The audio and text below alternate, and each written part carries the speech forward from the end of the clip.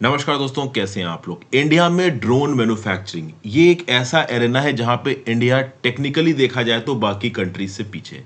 अगर आप चाइना से इंडिया को कंपेयर करो, टर्की से इंडिया को कंपेयर करो, यूएस की तो खैर बात ही छोड़ दो, यूएस रशिया की, तो कहीं ना कहीं टर्की के पास, चाइना के पास अपने खुद के वेपनाइजेबल ड्रोन्स बनाने की कैपेबिलिटी है। लेकिन इंडिया आज की डेट में एक ऐसे स्टेज पे खड़ा है जहां पे हम ड्रोन सर्वेलेंस के लिए इंपोर्ट कर रहे हैं। वेपनाइजेबल ड्रोन्स तो हम अभी इंपोर्ट भी नहीं कर रहे हैं और हमारे पास बनाने की कैपेबिलिटी भी नहीं है। अगर आप इंडिया की ड्रोन फ्लीट को देखें तो रिसेंटली एक न्यूज निकल के आई थी कि जो MQ-9 रीपर ड्रोन्स हैं यूएसए के, वो हमने खरीदे हैं। 30 ड्रोन्स हमने $3 मिलियन पे खरीदे हैं। एक ड्रोन 800 करोड़ रुपए का। जस्ट इमेजिन करो दोस्तों, ये रशिया यूक्रेन वॉर में ये जो शाहिद 136 ईरान का ड्रोन है, इसको खरीदा है रशिया ने और यूक्रेन के खिलाफ इस्तेमाल कर रहा है। एक ड्रोन लगभग $50,000 का है, मतलब लगभग 40 लाख रुपए का। इन 40 लाख रुपए के ड्रोन से रशिया ने तरखाट बचा रखा है यूक्रेन के अगेंस्ट, और इंडिया एक ड्रोन 800 करोड़ रुपए का खरीद रहा है। अब आप में बोलोगे कि सर ये किस प्रकार का कंपैरिजन कर रहे हैं। यूएस के MQ-9 रीपर जो ड्रोन है, उनको आप ईरानियन शाहिद 136 से कैसे कंपेयर कर सकते हो। जी हाँ, आपकी बिल्कुल सही बात है, नहीं कंपेयर कर सकते हैं, क्योंकि जो शाहिद 136 ड्रोन है ईरान के, वो कम ऊंचाई पे उड़ते हैं।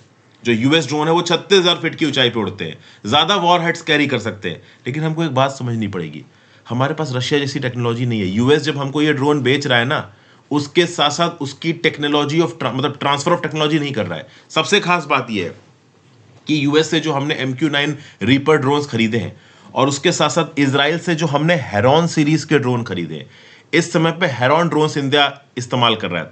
हेरॉन MK2 ड्रोन्स भी हमने प्रोक्योर किए हैं।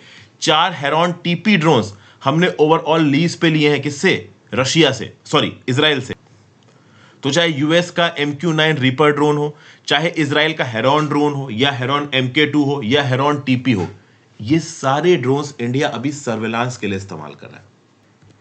और इंडिया का बहुत बड़ा टारगेट है कि सर्वेलांस के साथ इन पर्टिकुलर ड्रोन्स में लेजर गाइडेड म्यूनिशंस लगा सकें, हम खुद की असॉल्ट मिसाइल्स लगा सकें।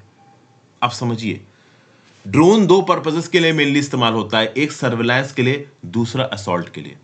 इजराइल जो ड्रोन इंडिया को बेच रहा है और अमेरिका जो ड्रोन इंडिया के लिए बेच रहा है, this is strictly for surveillance reason, not for missile attack. India लंबे समय से इजराइल के साथ बातचीत करके इजराइल को कन्विंस करने की कोशिश कर रहा है कि जो आप हेरॉन ड्रोन्स हमको प्रोवाइड कर रहे हैं, इसमें मिसाइल को डिप्लॉय करने की टेक्नोलॉजी भी हमें प्रोवाइड करिए। किसी भी पर्टिकुलर ड्रोन के विंग्स के नीचे या फिर उसके फ्यूजिलेज के नीचे जहां पे मिसाइल को लगाने का खांचा होता है, वहां पे मिसाइल को डिप्लॉय करना, ओवरऑल मिसाइल को दागना उस ड्रोन के थ्रू, ये जो पर्टिकुलर टेक्नोलॉजी होती है ना, ये अपने आप में एक नेशनल एसेट होती है। इजराइल की पॉलिटिक्स में ज्यादातर लॉ मेकर्स इस बात के फेवर में नहीं है कि ये ट्रांसफर ऑफ टेक्नोलॉजी इंडिया के पास जाए। इंडिया एक प्रोजेक्ट चला रहा है जिस प्रोजेक्ट का नाम है प्रोजेक्ट चीता। इस प्रोजेक्ट चीता के अंदर सरकार 3,500 करोड़ के खर्चे पे जो हेरॉन ड्रोन्स हैं, उनको आर्म करना चाहती है लेजर गाइडेड बॉम्ब्स के साथ, एयर टू ग्राउंड और air launched anti tank guided missile के साथ। बट हम लॉन्च नहीं कर पा रहे। रीजन बीइंग, हमारे पास इस चीज की टेक्नोलॉजी नहीं है और इजराइल हमें वो टेक्नोलॉजी देना भी नहीं चाहता है।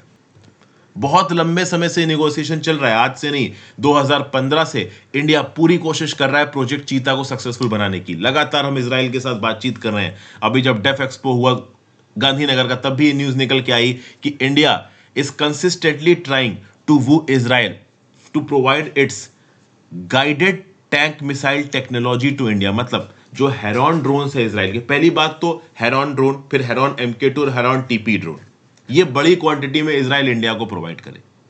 उसके बाद अभी के लिए हेरॉन TP ड्रोन इजराइल ने लीज पे दिए हैं इंडिया को। इंडिया इनको कंसिस्टेंटली खरीदना चाहता है। अच्छा, इनकी कैपेबिलिटीज भी मैं आपके साथ थोड़ा डिस्कस कर लेता हूं। जो अभी के लिए हेरॉन का इनिशियल वर्जन ड्रोन का इंडियन एयरफोर्स इस्तेमाल कर रही है, उसका मैक्सिमम टेक ऑफ वेट है 1270 किलोग्राम, और जो हेरॉन MK2 है इसका है 1430 किलो।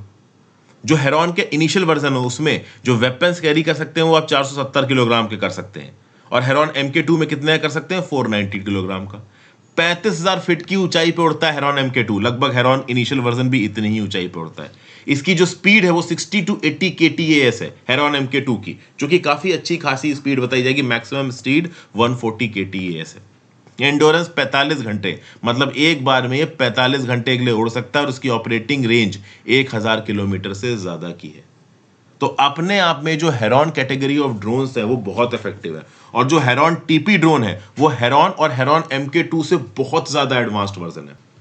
तो सर्वेलेंस कैपेबिलिटी तो नो डाउट इंडिया अच्छी एक्वायर कर रहा है through this heron drones and through this MQ-9 reaper drone of US है। वो अलग बात है कि यूएस से बहुत ज्यादा महंगा खरीद रखा है। अब भारत सरकार ने खरीदा है तो कुछ सोच के ही खरीदा होगा। मोस्ट प्रॉब्ली हो सकता है भारत सरकार इन MQ-9 रीपर ड्रोन्स को डिसमेंटल करके इनकी टेक्नोलॉजी को भी समझने की कोशिश कर रहा हो। ग्राउंड लेवल पे हमारे साइंटिस्ट लगे होंगे। लेकिन जो सबसे इंपॉर्टेंट पॉइंट है, चाहे इजराइल हो चाहे वो यूएसए हो, अपने ड्रोन को आर्म करने की टेक्नोलॉजी ये इंडिया को प्रोवाइड नहीं कर पा रहे हैं। और इसी कंटेक्स्ट में इंडिया ड्रोन टेक्नोलॉजी में पूरी दुनिया में बहुत पीछे चल रहा है। अगर आप देखो, ये जो हेरॉन TP ड्रोन इजराइल से आए हैं, इनको लाइन ऑफ एक्चुअल कंट्रोल पे इंडिया ने डिप्लॉय किया। तो चाइना सच में जगहों पे डिसएंगेजमेंट कर रहा है या नहीं कर रहा है, इंडिया कैसे वेरीफाई करेगा? इन ड्रोन्स के थ्रू वेरीफाई करेगा। लेकिन कल की डेट में अगर चाइना और इंडिया में एक जंग छिड़ जाती है तो हमारे ड्रोन्स के पास यह कैपेबिलिटी नहीं है कि वो चाइनीज पोजीशन के ऊपर बम गिरा सके। और यूक्रेन रशिया वॉर ने एक चीज सिखा दी है पूरी दुनिया को कि ड्रोन वॉरफेयर आगे आने वाले समय में बहुत ज्यादा प्रोमिनेंट होने वाला है। यूक्रेन US मेड ड्रोन्स को इस्तेमाल कर रहा है, रशिया अपने रशियन मेड ड्रोन्स और बहुत हद तक ईरानियन मेड ड्रोन्स को इस्तेमाल कर रहा है।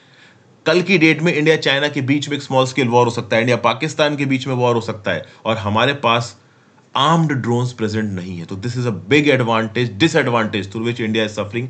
ना US और ना ही इजराइल हमें टेक्नोलॉजी देने को तैयार है।